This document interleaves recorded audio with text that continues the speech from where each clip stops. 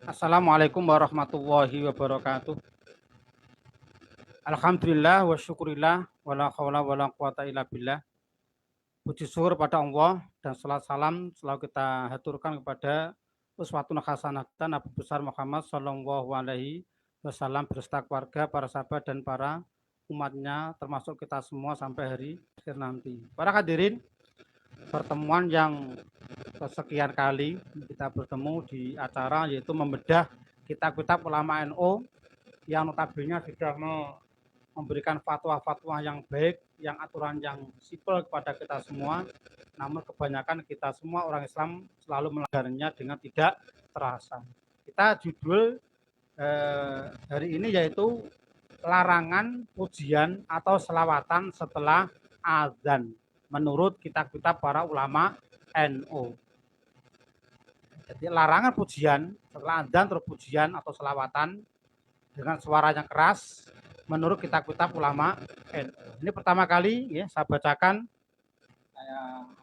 yaitu kitab pertama yaitu kitab Muwatta. Kitab Muwatta karangan Imam Syafi'i, tebal sekali kitab Muwatta karangan dari Imam Syafi'i, yang Imam Malik guru dari Imam Syafi'i. Di sini ada hadis bahkan dasana an Alik an Yahya bin Sa'id an Muhammad bin Ibrahim bin Haris At-Tamimi an Abi Khazim an At-Tamari anil Bayadhi an Rasulillah sallallahu alaihi wasallam. Sesungguhnya Rasulullah sallallahu alaihi wasallam ada di suatu keseharian Nabi yaitu kharaja alan nasi wa hum yusallun. Nabi keluar, ini halaman 102, Muwatta 102 dan sarahnya ini. Kharaja alan nasi, keluar Nabi kepada manusia di Masjid Nabawi, wa hum yusallun, dan manusia itu pada sholat. Itu sholat yang di sini adalah sholat rawatib sebelum menjalankan sholat wajib. Waqat alat, sungguh orang-orang yang di sekeliling orang yang sholat itu aswatahum, sungguh dia meninggikan suaranya bil Quran, dengan bacaan Al-Quran.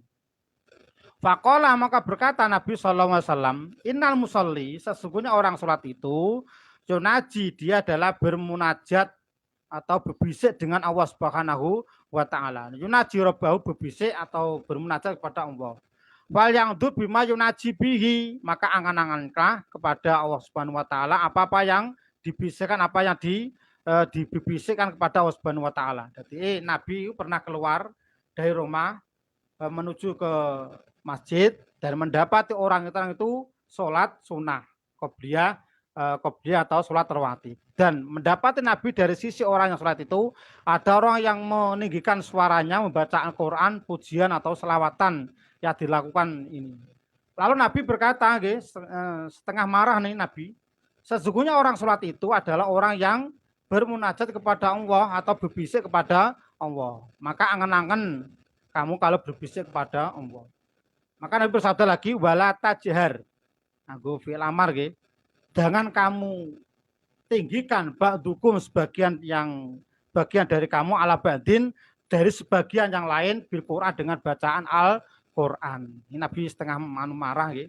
Jangan kamu tinggikan, ojo banterno, ojo banter-banter, jangan kamu tinggikan, jangan seru-seru suaramu di antara yang lain dengan bacaan Quran itu. Karena apa?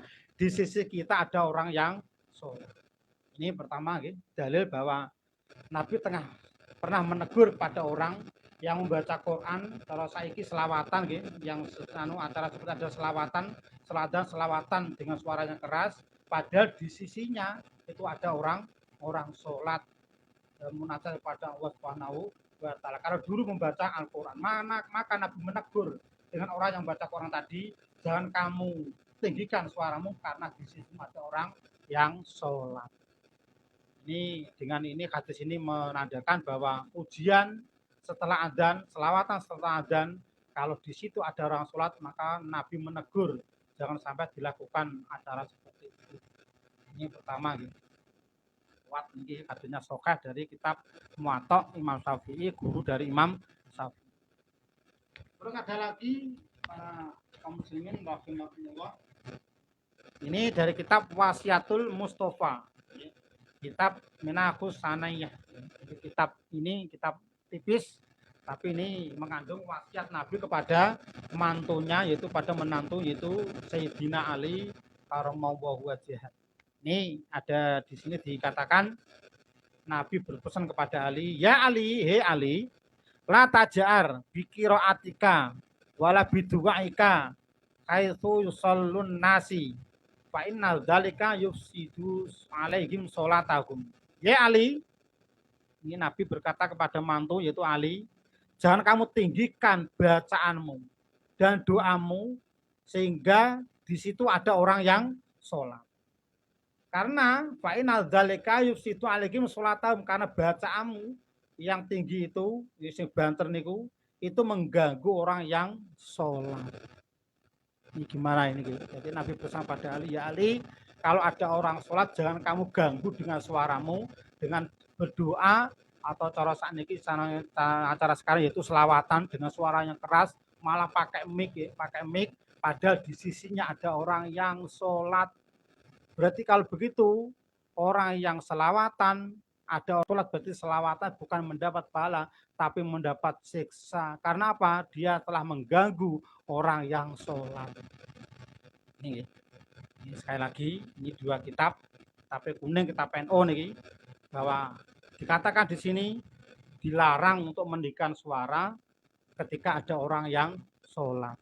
Karena kebiasaan di daerah kita semua, kaum notabene kaum muslimin, notabene jare wong Islam, wong NO, iku nek de napa iku selawatan atau baca selawat Quran itu dengan suara yang keras setelah adzan. Padahal itu di situ ada orang yang sholat hukumnya haram. Terus ada lagi, ini pasti kenal orang ini, pasti kenal dengan orang ini, yang notabene ini adalah bapaknya pendiri NO, yaitu fikih keseharian Gus Mus. Jelas, ada fotonya, ada judulnya. Bahas masalah yang berkenaan dengan apa itu pengeras suara atau speaker. Ini saya bacakan, halaman 421. Jadi kalau ada yang punya buku ini, di toko ada, sudah beredar di Buyangan atau di Kajen ada buku ini. Mari kita, kalau yang ada punya uang dibeli supaya kita mantap untuk menjalankan. Di sini Gus Mus berkata, ada judul banyaknya pengeras suara di masjid atau di musola. Pertanyaan, dewasa ini sudah umum masjid-masjid dan musola memiliki pengeras suara yang tidak hanya digunakan untuk mengumandangkan adzan sholat, tetapi sering terdengar juga mengumandangkan bacaan Al-Quran, puji-pujian, selawatan, bahkan kaset pengajian, yaitu kaset apa itu notabene kaset pengajian, yaitu pengaset yang ada di sini yaitu bacaan Al-Quran. Pertanyaan, bagaimana pendapat Pak Gus Mus mengenai hal ini? Terima kasih Mas Budi dari Solo. Pertanyaan Mas Budi dari Solo bertanya kepada Gus Mus tentang masalah orang yang pujian baca Quran di masjid-masjid kalau ada orang yang sholat setelah adzan. Dia jawab, wah memang Saudara Budi, penggunaan pengeras suara di kita ini luar biasa. Mungkin memang itulah salah satu teknologi yang tergarap paling meluas. Tetapi ya itu akibatnya banyak orang yang kemudian kemaruk. Nah, Gus Mus ngarani kemaruk keterlaluan. Seperti yang Anda utarakan itu. Hampir semua masjid musola yang mempunyai pengeras suara seringkali penggunaannya tidak pas, ya, tidak pas, cenderung seenaknya saja. Menurut saya, menurut Gus Mus, kan Anda tanya pendapat saya, penggunaan alat speaker suara, khususnya di masjid-masjid, di musola, perlu ditertibkan. Nah, ini pendapat Gus Mus. Jadi kudune, sepertinya kudunya harusnya penggunaan pengeras suara harus ditertibkan. Penggunaan pengeras suara untuk adzan menyatakan waktu adzan bolehlah, Gus Mus. Jadi penggunaan suara keras untuk pengeras suara untuk adzan itu boleh. Tetapi untuk yang lain, ini Gus Mus mengatakan seperti puji-pujian sampai membaca pembacaan Al-Quran pun haruslah dipertimbangkan waktu dan lingkungan. Pada pokoknya para hadirin, jangan sampai suara pengeras suara itu mengganggu orang yang sedang sholat. Jelas gitu? Gus Mus mengatakan di bukunya kesehariannya, yaitu jangan sampai pengeras suara mengadakan puji-pujian, selawatan, jangan sampai mengganggu orang sholat. Karena apa? Taswid mengganggu, apalagi mengganggu dan menyakitkan hati orang yang sedang memerlukan ketenangan atau istirahat dan tidur ini. Jadi saya sedang isa kadang naik malam Jumat mengadakan berjanjian selawatan gitu, sampai jam 9, jam setengah 9. Di lingkungan itu butuh istirahat, butuh anak kecil, orang tua yang sedang istirahat malah sama-sama membaca bacaan-bacaan atau berjanjian dengan suara seperti ini. Ini Gus Mus melarang. Saya tidak tahu, ini Gus Mus, kenapa para kiai, ustadz dan ulama jarang untuk tidak mengatakan tak pernah. Jadi Gus Mus pendapat, ya, dan ulama jarang untuk tidak menyatakan tak pernah ada yang menegur soal ini. Jadi tidak ada yang pernah menegur. Kalau bagaimana? Karena menegur akan dimarahi anak-anak muda malah. Padahal soal pengeras suara itu ada diatur dalam kitab-kitab kuning. Ya. Banyak hadis yang menjelaskan aturan permainan pengeras suara atau bacaan Al-Quran atau seperti zikir. Ini sudah diterangkan di hadis ini ya, tadi. Di samping hadis-hadis yang menganjurkan sikap tinggang rasa, baik terhadap Allah maupun terhadap manusia. Artinya apa? Jangan sampai mengganggu orang yang sholat atau orang sedang istirahat. Alasan syiar Islam, ini Gus Mus, alasannya dari syiar Islam, saya pikir kurang relevan dalam hal ini. Wallahu alam. Ini Gus Mus. Jelas nggih? Jadi Gus Mus ini bukunya kelarang wong pujian, wong maca Quran, nek nggone maca Quran tadi ada orang yang sholat, bahkan ada orang yang tidur untuk istirahat malah diganggu dengan dengan suara keras dari masjid-masjid. Padahal itu adalah haram, tapi tidak ada yang mau menegur. Terus selanjutnya itu di kitab lagi fenomenal, yaitu kitab Mbah Nurul Mubin Kiai Misbah Mustafa dari Bangilan Tuban. Ini halamannya yaitu 257 atau 56. Ini saya bacakan dengan tulisan pegon ini. Nuli yen donga utawa zikir supaya aja banter suarane. Apa meneh nganggo pengeras suara atau speaker. Ojo. Maksudnya, dan orang yang berdoa, yang suaranya tinggi sekali dan pakai suara, itu Mbah Misbah Mustafa melarang jangan. Ojo nganggo pengeras suara, jangan sampai menggunakan pengeras suara untuk mengganggu orang yang sedang sholat dan orang yang tidur. Wong kang salat atau doa utawi zikir iku ngaturaken pematur marang Allah. Jadi kang penting iku tata krama. Jadi yang penting kita berdoa selawatan itu harus ada adab cara-caranya yang diatur oleh agama Islam yaitu dengan suara yang rendah. Di sini Mbah Misbah mengatakan ada hadis Imam Bukhari dan Muslim nyeritakan saking Abu Musa Al-Asy'ari panjenengane dawuh. Ini ceritakan dari Bukhari dan Muslim, diceritakan dari Abu Musa Al-Asy'ari, mereka berkata, kita kabeh para sahabat iku mlaku bareng-bareng karo Kanjeng Nabi sallallahu alaihi wasallam. Jadi kita Mbah Musa Al-Asy'ari, sahabat Musa Al-Asy'ari menceritakan dulu kita pernah berjalan pada Nabi, yaitu setelah ada perjalanan jauh bersama Nabi. Bareng wis marekake jurang, kita kabeh maca tahlil la ilaha illallah, maca takbir Allahu akbar. Suara kita saya banter. Jadi kita semua setelah kumpul dengan Nabi, berjalan di suatu lembah, malah mendekati gua jurang-jurang, kita membaca tahlil la ilaha illallah, membaca takbir Allahu akbar dengan suara yang keras. Nuli Nabi SAW dawuh. Kemudian Nabi bersabda kepada orang yang mengeraskan suara tadi. Nabi bersabda, sira kabeh supaya padha ngentengake awakira, yakni aja banter-banter. Supaya kamu jangan meninggikan suaramu dengan suara seperti itu. Karena Karena sira kabeh iku ora ngundang pangeran kang kopoen, karena kamu tidak memanggil Allah Ta'ala yang dia Allah Ta'ala itu tuli. Allah Ta'ala bukan tuli. Lan orang undang marang pangeran kang samar utawa ado, dan kamu tidak memanggil berdoa kepada Allah yang samar, yang gaib, atau Allah itu apa itu jauh, tapi Allah itu dekat.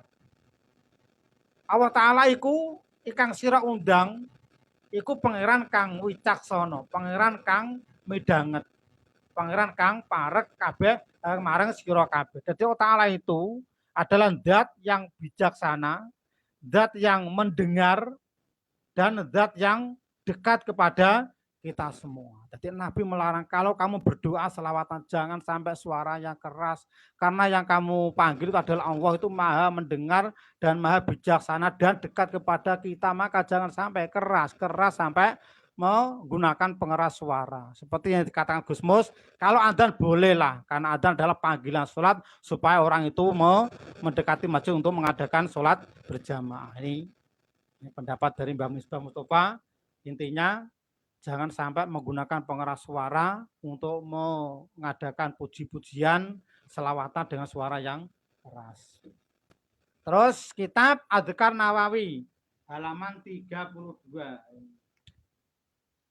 Karena ini bahasan masalah adzan, ini judulnya bab doa badal adzan. Ini doa badal adzan. Di sini baru winaan Anas radhiyallahu anhu qala Rasulullah sallallahu alaihi wasallam bersabda, la yuraddu du'a bainal adzan wal iqamah.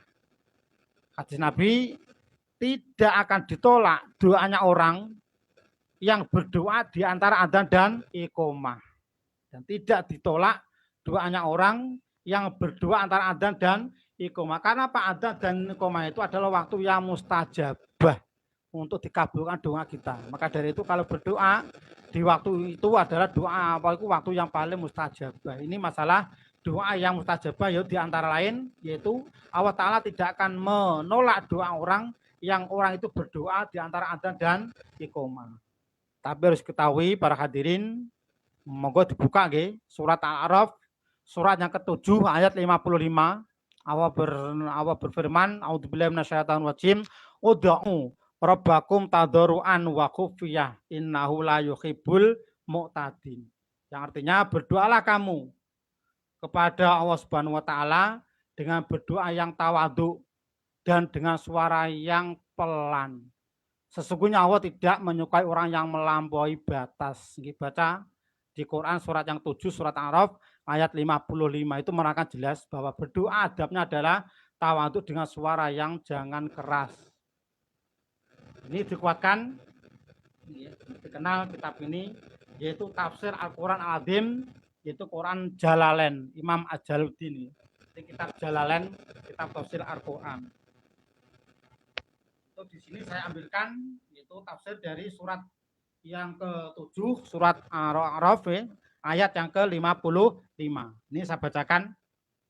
A'udzubillahi minasyaitonir rajim, ud'u rabbakum tadarruan wa khufyah innahu la yuhibbul mu'tadin. Ini kitab ini sering dibaca oleh guru kita Mbah Misbah Mustafa dari Rembang Lasem nggih. Ini Allah Ta'ala berfirman, ud'u berdoalah kalian rabbakum kepada Tuhan kalian, pada Allah Subhanahu wa taala dengan tadarruan. Apa tadarruan itu? Halun tadallan, yaitu dengan tingkah yang hina, butuh. Jadi kita harus berdoa dengan kebutuhan. Kita merasa butuh pada Allah, doa kepada Allah Subhanahu wa taala. Dengan caranya bagaimana? Wa khufiyah, dengan suara yang ringan. Ai sirron. Maksudnya adalah dengan suara yang enteng atau dengan suara yang ringan. Jadi wa khufiyah itu maksudnya adalah sirron, dengan suara yang ringan. Innau sesungguhnya Allah Ta'ala la yuhibbul tidak menyukai al-mu'tadin kepada orang yang melampaui batas. Apa maksudnya? Yaitu fit doa, di dalam berdoa. Kita syakqa wa raful sauti, yaitu dengan mengangkat suara yang tinggi. Ini dengan Jalalain ini dikatakan bahwa adab untuk berdoa kepada Allah yaitu dengan mendp-dp atau dengan merendahkan diri kepada Allah dengan suara yang lembut, para hadirin, para kaum muslimin rahimakumullah, yaitu dengan suara yang lembut, dengan suara yang keras. Sesungguhnya Allah tidak menyukai orang yang melampaui batas terlalu keras sampai mengganggu orang di sekeliling kita, yaitu orang sholat, orang yang sedang istirahat, dan orang yang sedang membutuhkan istirahat untuk tidur karena kelelahan dan lain sebagainya. Ini dipahami, ya? Ini materi itu sudah kuat, ya, keputusannya dari kitab-kitab NU, notabene kitab NU.